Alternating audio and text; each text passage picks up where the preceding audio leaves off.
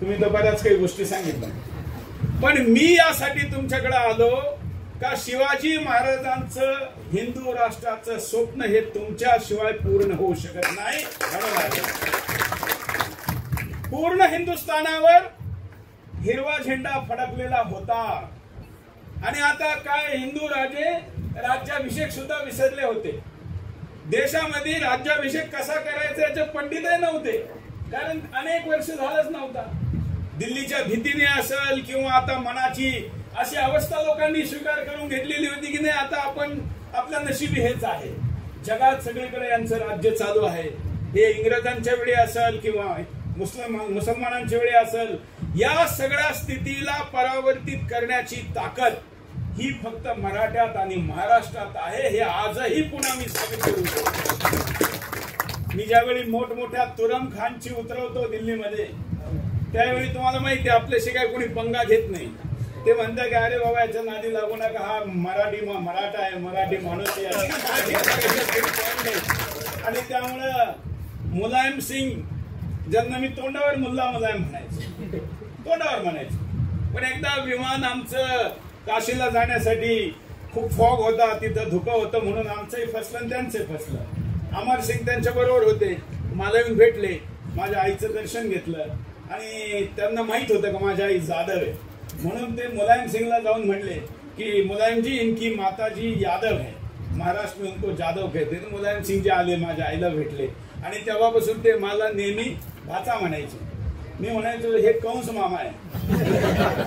मी कारण माझी त्यांची वैचारिक कधीही एक होऊ शकत नाही.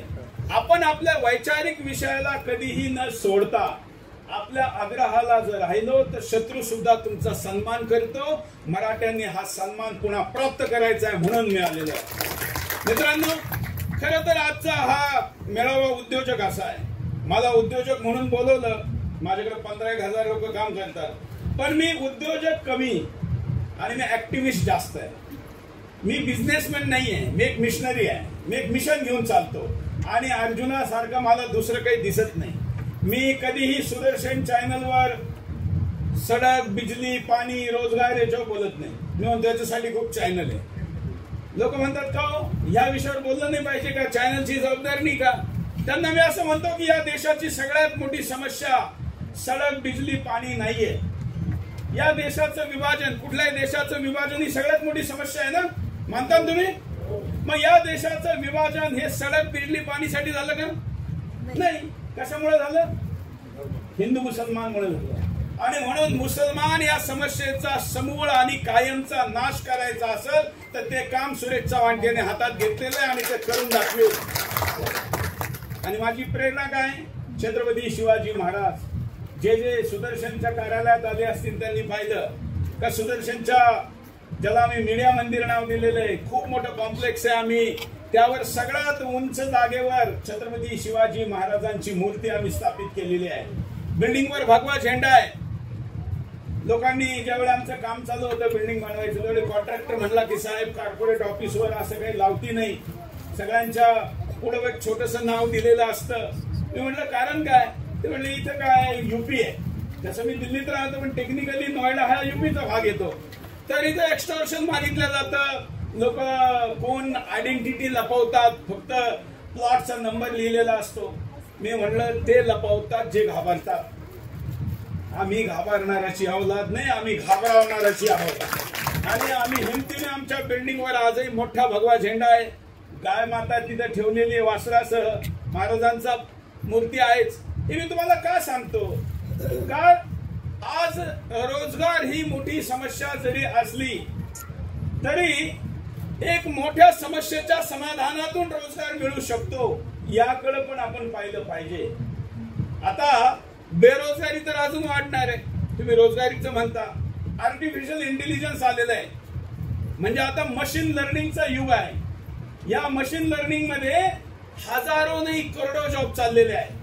आज आयटी सेक्टर मध्ये पूर्ण 50,000 लोक एका ठिकाणी बसून जे सॉफ्टवेअर कंपन्या चालवायच्या ते एक कॉम्प्युटर काम करतं, एक माणूस, एक ऑपरेटर. आता गाड्या चालवायला सुद्धा माणसांची गरज नाही. तुम्ही पाहिलं असेल एलन मस्कनी ड्रायव्हरलेस व्हेकल्स आणल्या.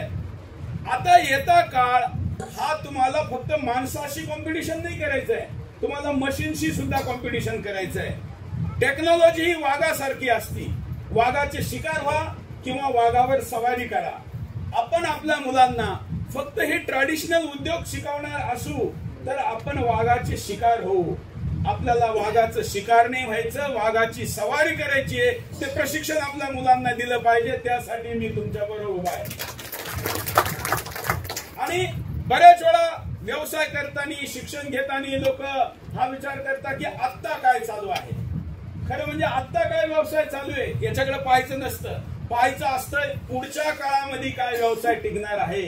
म्हणून मी माझ्याकडे कोणी जर विचारायला आलं का मुलाला काय शिक्षण दिलं पाहिजे, तर मी त्याला सांगतो की तुझा मुलगा आता शिक्षणाला जाईल, 5 वर्ष शिकल, मग बाहेर येईल, 5 वर्ष अनुभव घेईल आणि त्यानंतर कामाला लागेल। तोपर्यंत इंजिनिअरिंग, आज पहा ना इंजिनिअरिंगची काय स्थिती आहे, इंजिनिअरची अवस्था काय, सिव्हिलची काय किंवा बाकी सगळ्या इंजिनिअरिंगची अवस्था काय। अशा स्थितीमध्ये येत्या काळात 25 वर्षांनी काय, 30 वर्षांनी काय याचा विचार करून आपण व्यवसाय केले पाहिजे असं मला वाटतं। महामंडळाला 300 कोटी रुपये या ठिकाणी सरकार देतं।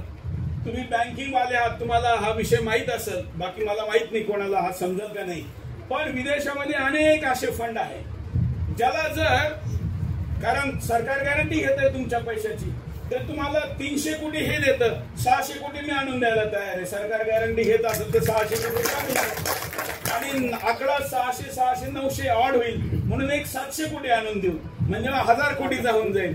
पैशाची कमी नाहीये, मुद्दा त्या पैशाचा योग्यपणे वापर करून त्याचा एस्टॅब्लिशमेंट करण्याचा आहे। आणि मला खूप आनंद आहे आजच्या कार्यक्रमामध्ये कर्ज फेडण्याला सन्मान देण्याचे भाषण सगळ्यांनी केले। हे होत नाही आणि हे केवळ मराठाच करू शकतो याचा मला गर्व आहे। नाही तुम्ही असे अनेक मेळावे पाहिलेले, लोक चोरी कसं करायचं शिकवतात, कसं कर्ज डुबवायचं ते शिकवतात। अनेक लोक तर फक्त कर्ज डुबवण्यासाठी कर्ज घेतात, हजारो कोटी। पेनची कंपनी आहे कानपूरची, तिने किती कोटी कर्ज घ्यावं, 7,000 कोटी मार्केटमधून उभे केले, शेअर मार्केटमधून पेनची कंपनी, आणि नंतर हातवर करून टाकले। मालक डुबत नाही, कंपन्या डुबतात, इन्व्हेस्टर डुबतात, ही मार्केटची स्थिती आहे। पण आपण तसं करत नाही, कारण आपण छत्रपती शिवाजी महाराजांचे वंशज आहोत, आपल्यावर ते संस्कार आहे। हा ब्रँड जर नीट एस्टॅब्लिश झाला तर पैसे लावणाराची कमी नाही, फक्त ब्रँड एस्टॅब्लिश व्हायला पाहिजे। जसं सिंधी माणसाबद्दल, त्याच्या व्यवसायाबद्दल एक इकोसिस्टम आहे। आज दिल्लीमध्ये काय झालेलं आहे, मराठ्यांची इकोसिस्टीम संपलेली आहे। पूर्वी मराठ्यांची इकोसिस्टीम होती दिल्लीमध्ये। इकोसिस्टीम म्हणजे एक पूर्ण सेटअप, ज्या सेटअप मध्ये लिहिणारे, बोलणारे, वाचणारे, काम करणारे, लढणारे, सरकार चालवणारे, ही जी सगळी व्यवस्था असते सरकारची आणि समाजाची, त्याला इकोसिस्टीम म्हणतात। हे आपल्या विरुद्ध आहे। आपल्या गाण्यांमध्ये सुद्धा त्याचा आपल्याला प्रतिबिंब दिसतं। महाराष्ट्र गीतामध्ये आपण म्हणतो ना का सुवर्ण सिंहासनापुढं, दुसरा कुसुमाग्रजांच्या गीतामध्ये आपण म्हणलेलं आहे, सुवर्ण सिंहासनापुढं झुकली न मान। आणि महाराष्ट्र गीतात आपण म्हणतो दिल्लीचे ही तख्त राखतो, तो दिल्लीचे तख्त राखतो हा शब्द नाहीये, दिल्लीचे ही तख्त तोडतो असा मूळ गाणं येते। पण त्याच्यात नंतर बदल केला गेला की दिल्लीचे ही तख्त राखतो महाराष्ट्र माझा। दिल्लीमध्ये अँटी महाराष्ट्र इकोसिस्टीम आहे, असे आहे। त्याला काय मोदी शहा जबाबदार नाही, ती त्यांच्या आधीपासून आहे। मराठी माणसाला महाराष्ट्राच्या दिल्लीच्या सिस्टीम मध्ये घुसू दिलं जात नाही। ती इंग्रजांनी सुरू केलेली, ब्रिटिशांनी आपलं मुसलमानांनी सुरू केलेली, ब्रिटिशांनी पुढे चालू ठेवलेली डीप स्टेट आहे। डीप स्टेट म्हणजे एक खोलपर्यंत गेलेली एक अशी व्यवस्था जी डोळ्यांनी दिसत नाही पण काम करते, ती मराठी माणसाच्या विरुद्ध आहे। आणि म्हणून राजकारणात सुद्धा दिल्लीमध्ये मराठी माणूस एस्टॅब्लिश होऊ शकला नाही, हे लक्षात घ्या। पार्ट्या कोणत्या सोडून द्या, परंतु ती सिस्टीम जी आहे तिच्या समोर जाऊन काम करण्याचं भाग्य मला भेटलं। आणि महाराजांच्या आशीर्वादाने गेले 21 वर्ष आपण लाल किल्ल्यावर भगवा लावतो आणि लढतो आणि लढत राहू। केल्याने होत आहे रे आधी, केलेच पाहिजे। त्यामुळं हे सगळं करताना एक मराठा ब्रँड याच्यावर आपण काम करणं गरजेचं आहे। हे मार्केटिंगचं युग आहे। दया मागितलेली मिळत नाही आणि दया वाद मागत नसतो, बरोबर ना? वाद हा दया मागतो का कधी? नाही। मराठा म्हणतो पाठीत वार करू नको, समोरून कर, असंच आपण म्हणतो। आपल्याबद्दल लोकांमध्ये धारणा आहे की हा माणूस दिलेला शब्द पाळणारा, वचन निभावणारा, रघुकुल रीत सदा चली आहे, प्राण जाय पर वचन न जाय, हे आपल्याबद्दल म्हणलं जातं. अशा मराठ्यांनी आता एक नवीन ब्रँड तयार करणं गरजेचं आहे, एक इमेज तयार करणं गरजेचं आहे. आणि ती इमेज करण्यासाठी सगळ्यांनी म्हणून प्रयत्न केले पाहिजे. त्यातून मग जो फायदा होईल तो सगळ्यांना होतो. छत्री घेतली तर तुम्हाला एकट्याला फायदा होतो, झाड लावलं तर 5-50 लोकांना फायदा होतो, शेड उभारलं तर हजारो लोकांना फायदा होतो. अशीच ही व्यवस्था असते. ही व्यवस्था निर्माण करण्यासाठी महाराष्ट्रातल्या समजदार लोकांनी जर पुढे आलं तर मराठा ब्रँड एस्टॅब्लिश करता येऊ शकतो. ब्रँड केला पाहिजे असं माझं मत आहे. आणि तो ब्रँड आज माझ्याकडे अनेक राज्यातल्या गाड्या आहेत. मी गाडी अनेक आमच्या ऑफिसला ज्या वेगवेगळ्या गाड्या आहेत, ज्या राज्यात ज्या वेळी टॅक्सची सूट असते आम्ही त्या राज्यातून ती गाडी घेतो. पण दिल्लीमध्ये ज्या गाडीवर महाराष्ट्र पासिंग आहे त्या गाडीचा सन्मान जास्त असतो. हा माझा व्यक्तिगत अनुभव आहे. तो सन्मान अजून वाढू शकतो. आपण ते कॉन्ट्रीब्युशन करू शकतो. आपण भारतीय सेनेत ते करून दाखवलेलं आहे, वेगवेगळ्या क्षेत्रात करून दाखवलेलं आहे. आणि म्हणून मराठा ब्रँड कसा वाढवता येईल, असं कुठं कमी आहे जिथं आम्ही लावू शकतो त्याचा शोध घेतला पाहिजे आणि एक लॉंग टर्म योजना बनवली पाहिजे. आज आपल्या विरुद्धची इकोसिस्टीम कशी काम करते तुम्ही पहा. मराठ्यांनी ज्या ज्या राजधान्या उभ्या केल्या होत्या त्या स्वतंत्रोत्तर भारताच्या राज्याच्या राजधान्या झाल्या नाही, ठरवून नाही केल्या. उदाहरणार्थ महाराष्ट्राची राजधानी पुणे पाहिजे होती की मुंबई? पुणे. पण केली कुठली? मुंबई. गुजरातची राजधानी बडोदा पाहिजे होती का आत्ताच अहमदाबाद? बडोदाच राजधानी होती, पण ठरवून बडोदा नाही केली, अहमदाबाद केली, ज्याला मी कर्णावती म्हणत असतो. उत्तर प्रदेशची राजधानी काय पाहिजे होती? अयोध्या. पण अयोध्या नाही करू दिली, काय केली? लखनौ. असं तुम्ही मध्य प्रदेशमध्ये जा, मराठीची राजधानी काय होती? इंदोर. पण इंदोर नाही करू दिली, कुठली केली? भोपाळ, नवाबचं शहर.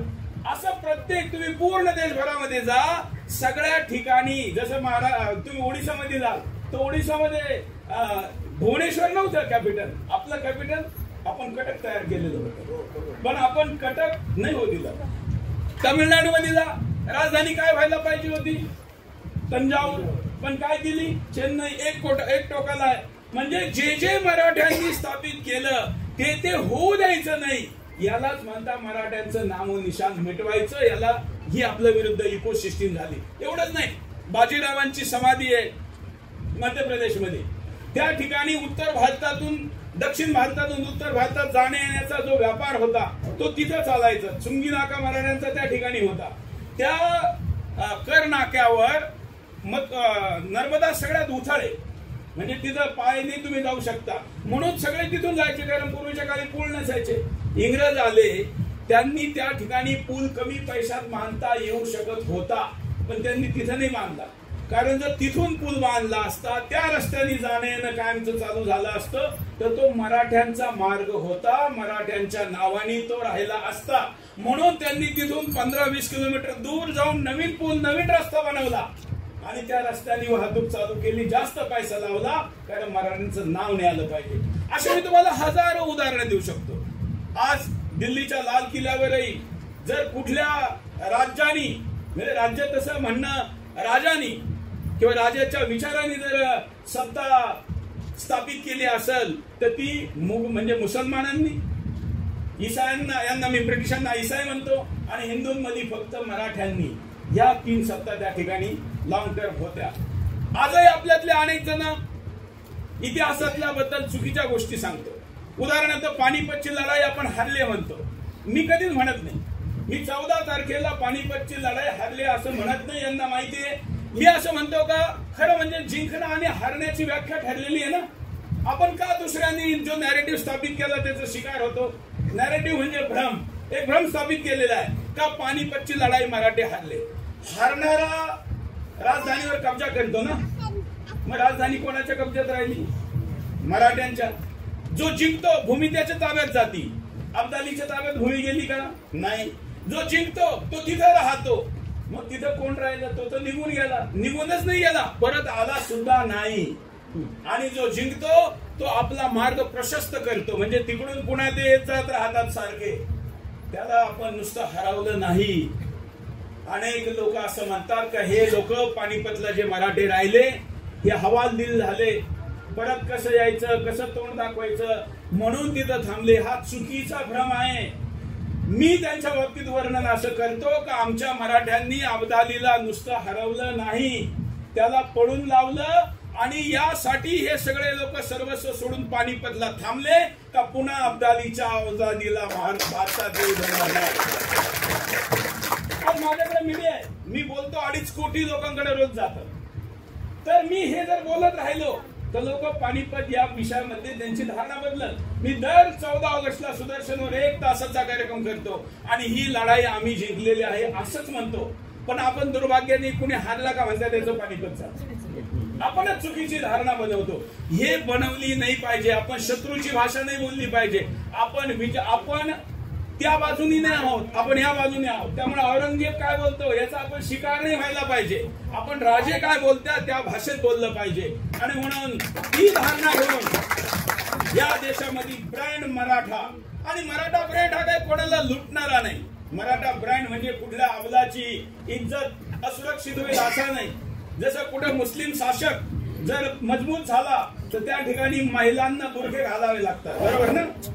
अफगाणिस्तान मध्ये इस्लामचं राज्य आलं, महिला स्वतंत्र झाल्या की गुलाम झाल्या?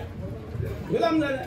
मला अनेक जण म्हणतात चव्हाण के तुम्ही फार कट्टर आहात, मग कट्टर हिंदूत आणि कट्टर मुसलमानात काय फरक आहे, दोन्ही वाईट आहे. मी म्हणतो नाही, जास्तीत जास्त हिंदू कट्टर झाला तर काय होतं, तो जितका जास्त कट्टर होईल तेवढं आपलं सर्वस्व सोडतो आणि हिमालयात जाऊन संन्यास घेतो, नाही तर एखाद्या झाडाखाली जाऊन आश्रम स्थापित करतो, सगळं सोडून देतो. कट्टर झाला तर हेच करतो ना. पण मुसलमान जर कट्टर झाला तर काय करतो, बॉम्ब बनवून फुटतो आणि लोकांना मारतो. दोन्ही कट्टरतेची तुलना होऊ शकते का? नाही होऊ शकत. त्यामुळं आपण आपला ब्रँड कसा स्थापित करायचा याच्यावर विचार केला पाहिजे. जगामध्ये सध्या एक मोठी समस्या आहे ज्याचं समाधान फक्त याच मातीत आहे. माझ्या या शब्दाला लिहून ठेवा. येत्या काळात हेच वाक्य तुम्हाला ऐकायला भेटल आणि हेच समाधान आहे. हाच मोठा रोजगार, हाच मोठा उद्योग असणार आहे. ज्यावेळी अटक ते कटक मराठ्यांनी सगळ्यांना हरवलं आणि आपला झेंडा लावला त्यावेळी आपण धर्मकार्य तर केलं, परंतु आपण संपन्न झालो का नाही झालो? ती संपन्नता होती म्हणून इथं साहित्याचा विकास झाला, ती संपन्नता होती म्हणून कलेचा विकास झाला, ती संपन्नता होते म्हणून भगवा फडकत राहिला. सगळ्या मार्गात महाराष्ट्र आजही पुढे आहे. 33% टॅक्स देतो आपण या देशाला आजही. या स्थितीत सुद्धा असा हा जो महाराष्ट्र आहे, या महाराष्ट्राने पराक्रम केला म्हणून त्याला त्याची फळं भेटली. याचना नाही केली. याचना केली का? नाही. लढलो, रडायचं नाही, लढायचं हा सिद्धांत ठेवला. आणि तो सिद्धांत जर आपण पुन्हा अंगीकारला तर जगात इस्लामी आततायांच्या पुढे लढणारा कोण याची लोक शोध घेत आहे. ब्रिटन धाराशाही झालंय. दर आठवड्याला 5 चर्च विकले जातात. त्यातले 4 चर्च मध्ये मस्जिद आणि 1 चर्च मध्ये मंदिर उभं राहत आहे. युरोप संपत आलाय. जर्मनीमध्ये आता जर्मन माणसं जर्मनी सोडायला लागली. अमेरिकेची स्थिती काय? या वर्षीची जी निवडणूक झाली त्या निवडणुकीमध्ये मूळ अमेरिकन निवासी आणि घुसखोर हा मुद्दा होता. एलन मस्क सारखा उद्योगपती त्याच्यात उतरला. वेगवेगळ्या उद्योगपत्यांनी म्हणलं की आम्ही एवढा हाडा मासाचं पाणी करून हा अमेरिका उभा केला आणि दुसरे पार्टीवाले वेगवेगळ्या देशातून घुसखोरांना आणतात आणि त्यांना या देशाचा राजा बनवताय.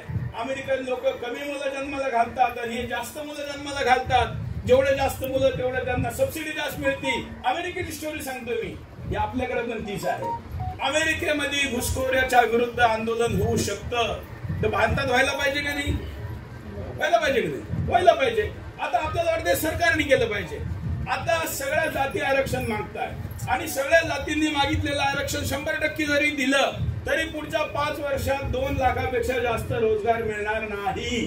अति झालं तरी एवढे नाही पण मिळतील तर ते एवढे. आज महाराष्ट्रात 1 कोटी घुसखोर आहे. सगळ्यात जास्त बांगलादेशी आहे. मुंबईत 40 लाख आहे. या जिल्ह्यामध्ये 11 लाख आहे. पुण्यामध्ये 12 लाख आहे. नाशिकमध्ये 6.5 लाख आहे. नाशिकमध्ये पाहा ना तुम्ही 19च्या निवडणुकीमध्ये 18,500 मुसलमान मतदाता होता. मतदार किती होते? 18,500. 5 वर्षात 24च्या निवडणुकीमध्ये 84,000 झाले. एवढे लोक पोटातून जन्माला येतात का? येतात का? म्हणजे कुठून तरी आणले गेले. ते कुठून आणले गेले? हे घुसखोर आणले गेले. आज मी तुम्हाला म्हणतो का तुम्ही सगळ्या आरक्षणाच्या आंदोलनातून फक्त 2,23,000 सगळ्यांना मिळून नोकऱ्या मिळवू शकतात. तुम्ही 1 कोटी घुसखोरांना काढा, महाराष्ट्रातून 40 लाख रोजगार मिळतील. 40 लाख. 10 कोटी घुसखोर हिंदुस्थानामध्ये तुमच्यामध्ये टॅक्सवर जगतात. जर 10 कोटी घुसखोरांना या देशातून काढलं तर 84 रुपयाचा डॉलर 54 रुपयाला होईल. म्हणजे तुमच्या भावात तुम्ही विचार करा की तुम्ही जे शेतीमाल विकता तो किती स्वस्त होईल, तुम्ही जे खरेदी करता ती किती स्वस्त होईल आणि सुरक्षा किती आहे. मला हे म्हणायचं आहे तर संपूर्ण जग हे कुठल्या तरी नायकाच्या शोधात आहे. तो नायक व्यक्ती असू शकतो, तो नायक संघटना असू शकते, तो नायक कोणी समाज असू शकतो जो पुढे येऊन या जिहाद्यांना हरवू शकतो. आणि असा हरवण्याचा इतिहास जर कोणाचा असेल तर फक्त माझ्या राजाचा आहे, आमच्या रक्ताचा आहे. आणि म्हणून जिहाद्यांना, जे मानवताच्या विरोधी जिहादी आहे, जे मानवताचे दुश्मन आहे, अशा जिहाद्यांना घुसखोरांना बाहेर काढण्याचं काम जर आपण केलं आणि ते फक्त मराठेच करू शकतात असं फक्त मी म्हणत नाही तर आमचा इतिहासही म्हणतो आणि दुसऱ्या राज्यातील लोक सुद्धा म्हणतात. मी देशातले सगळ्या जिल्ह्याचा प्रवास केलेला आहे, जवळजवळ सगळे जिल्हे, नॉर्थ ईस्ट मधले गावं सुद्धा मी दत्तक घेतलेले, तिथल्या मुला मुलींना आणून पत्रकार बनवलेले, मी पाहिलं त्यांना. माझा असा अनुभव आहे. आणि मी कुठेही जातो तर मला तिथले मराठी येऊन भेटतात. कुठेही. मागचा कार्यक्रम मी कानपूरला गेला होता, त्याच्या आधीचा बंगालमध्ये गेला. आपले नागपूरच्या भोसल्यांनी तिकडं खूप पराक्रम केलेला आहे, कोणाला माहितच नाहीये. अशा अनेक गोष्टी, क्रांतीचं आंदोलन असेल, आपण पडद्या मागून पण खूप काम केलेलं आहे. भगतसिंगची जी तिकडी होती, त्यांनी तिकडं क्रांती केल्यानंतर मदतीला कोण आलं? भोसले आले. भोसल्यांनी त्यांना आश्रय दिला. शिर्डीच्या साईबाबांचं जे मंदिर आहे ते कोणाचं आहे? बुटी कोण होते? नागपूरच्या भोसल्यांचे दिवाण. म्हणजे राजाच्या इच्छेशिवाय दिवाण पैसे देऊ शकतो का? म्हणजे त्यांनी दिलं. नागपूर तिथं शिर्डीला का दिलं? साईबाबा क्रांतिकारी होते. 1857च्या युद्धानंतर अनेक क्रांतिकारी लोक वेगवेगळ्या ठिकाणी जाऊन नाम बदलून वेगवेगळ्या स्वरूपात काम करीत होते. त्या काळात अशा संतांची मोठी शृंखला आहे. पण आपण आपल्या व्हॉट्सअपवर एक मेसेज येतो का शिर्डीचे साईबाबा मुसलमान होते, आपण त्याला फॉरवर्ड करतो. आपण वक्फ बोर्डाला शिर्डी स्वतःहून गिफ्ट देणार आहे अशी स्थिती येणार आहे जर त्याला मुस्लिम स्थापित केलं तर. हे का? आपण शिकार होतो. म्हणून मला म्हणायचं हे आहे का आपण दया मागायची नाही. वाघ रिझर्वेशन मागत नाही. वाघ काय करतो? दबदबा तयार करतो. जर तुम्ही लढायला तयार असाल तर संपूर्ण हिंदुस्थानामध्ये नेतृत्व करण्याची क्षमता मराठ्यांमध्ये आहे. फक्त महाराष्ट्रच काय, तुम्ही तुमच्या मागे उभे राहणारे अनेक परंपरागत लोक आहेत. तुम्हाला माहिती आहे आता या मथुरेचं आंदोलन चालू आहे. तो अयोध्येचा आधी सांगतो. अयोध्या आहे ना, ह्या अयोध्या मराठ्यांची तिथं छावणी असायची. नंतर त्या ठिकाणी अनेक अशा त्यावेळी जे समझोते व्हायचे, त्यामध्ये नवाबाला अयोध्या दिली आणि नवाबाला अयोध्या दिल्यानंतर त्यांनी त्या ठिकाणी राजधानी बांधायला सुरुवात केली मोठ्या प्रमाणात. मराठ्यांच्या लक्षात आलं का जर अयोध्येमध्ये मुसलमान नवाबाची राजधानी झाली तर रामाची सगळे निशाणी पुसून जाईल. मराठ्यांनी त्याला आधी पत्र पाठवलं. तिचे आधी पत्र उपलब्ध आहे का नवाबाला सांगितलं का तू तुझी राजधानी अयोध्येत नाही बनवायची. मग त्यांनी तरी ऐकलं नाही. म्हणून आपण तुकडी पाठवली. उज्जैनच्या शिंदेकडे तुकडी गेली. गेल्यानंतर मग त्यांनी ती तिथून फैजाबादला हलवली. फैजाबादला हलवून तो पुन्हा अयोध्येला डॉमिनेट करीत होता. म्हणून पुन्हा तुकडी पाठवली. मग त्यांनी ती लखनौला तिथून 100 किलोमीटरवर पाठवली. जर मराठ्यांनी अयोध्याच्या नवाबाला अयोध्येतून पळवलं नसतं तर आज राम मंदिर अयोध्येत उभं राहू शकलं नसतं. आता मथुरेचं चालू आहे. अनेकांना माहितच नाहीये. तुम्ही गुगल करून पहा. Battle of Govardhan. मराठ्यांनी जाऊन 5 एप्रिल 1770 ला गोवर्धन बॅटल केलं. जो गोवर्धन पर्वत आहे ना भगवान कृष्णाचा, तिथं मथुरेचा नवाब होता. त्या मथुरेच्या नवाबाला हरवलं 5 एप्रिल 1770 आणि हरवून त्या ठिकाणची मस्जिद तोडली. पुन्हा मस्जिद तोडून मंदिर उभं केलं आणि तिथल्या हिंदूंच्या हवाली केलं. सगळ्या राजपुतांना बरोबर घेतलं, सगळे तिथले जाट बरोबर घेतले, तिथले गुर्जर बरोबर घेतले. गरज नव्हती त्यांची सेना बरोबर घ्यायची, पण मुद्दाम घेतले कारण पुढे त्यांनी साथ दिली पाहिजे. हे आपण केलेलं आहे. त्यानंतर 1771 ला काशीला गेले सगळे मराठे आणि त्यांनी सांगितलं की हे जे मंदिर तोडलेलं आहे ना, ही मारलेली मस्जिद ज्ञानवापी आम्ही तोडतो आणि इथं मंदिर बांधून देतो. तिथं पत्रव्यवहार आहे आपल्या लोकांचा त्यांचा. तिथल्या हिंदूंनी म्हटलं की बाबांना तुम्ही तोडून जाल आणि नंतर हे आमच्या अंगी येईल, त्यामुळे आता काही दिवस थांबा. हे त्यावेळी जर थांबले नसते तर आज सुद्धा काशीमध्ये ज्ञानवापी मस्जिद नसती, तिथंही महादेवाचं मंदिर असतं. एवढा आपला पराक्रम आहे. आपल्या पराक्रमाच्या अनेक खुणा आहे, लोकांना माहित नाहीये. नागालँड नावाचं एक छोटस राज्य आहे, माहितीये का? नागालँड उत्तर भारतामध्ये, तिकडे जाऊन पुढे म्यानमार सुरू होतं. त्या ठिकाणी नेताजी सुभाषचंद्र बोस सेना घेऊन आले होते. त्यांनी पहिल्या गावात तिथं आझाद हिंद सरकार स्थापन केलं. त्या गावाला मी दत्तक घेतलेलं आहे. पुढे तिथं आतंकवाद चालू होता. तिथं भारत सरकारचं पण राज्य चालायचं आणि आतंकवाद्यांचं पण चालायचं. ते पण टॅक्स कलेक्ट करायचे. पोलीस सारखं त्यांचे लोक युनिफॉर्म घालून आधुनिक शस्त्र घेऊन रस्त्यावर गस्त मारायचे. दोन्ही सरकार एकेवेळी चालायचं. मोदी सरकार आल्यानंतर त्यांनी त्यांच्याशी बोलणी चालू केली. त्यांचे जे आतंकवादी नेते होते ते दुसऱ्या देशात थांबायचे, तर त्यांना भारतात आणलं, पण ते चर्चा करायला तयार नव्हते. ते आपल्याला स्वतःला वेगळं मानित होते.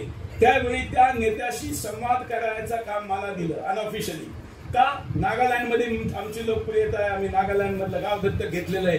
मी त्याला जाऊन सांगितलं का नागपूरच्या भोसल्यांनी अमुक अमुक साली उत्तर भारतामध्ये येऊन, त्यावेळी नागालँड नव्हतं, आसाम राज्य होतं, आसाम राज्यातल्या हिंदूंना वाचवलं, म्हणून तुम्ही आज हिंदू आहात.